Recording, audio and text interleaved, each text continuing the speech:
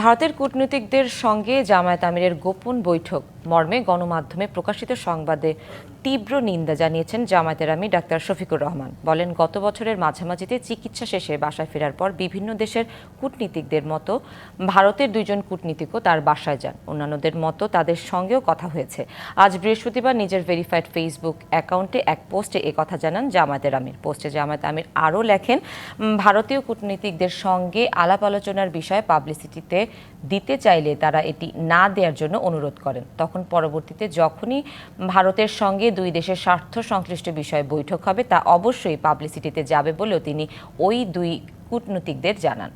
এই সাক্ষাতে গোপনীয়তার কিছু নেই বলেও জানান তিনি। কিছু দেশীয় মিডিয়া ভারতের সঙ্গে গোপন বৈঠক হয়েছে বলে সংবাদ পরিবেশন করেছে উল্লেখ করে ডাক্তার শফিকুর রহমান ভবিষ্যতে প্রকৃত বিষয় না জেনে এমন বিভ্রান্তিকর সংবাদ পরিবেশন করা থেকে বিরত থাকার আহ্বান জানান।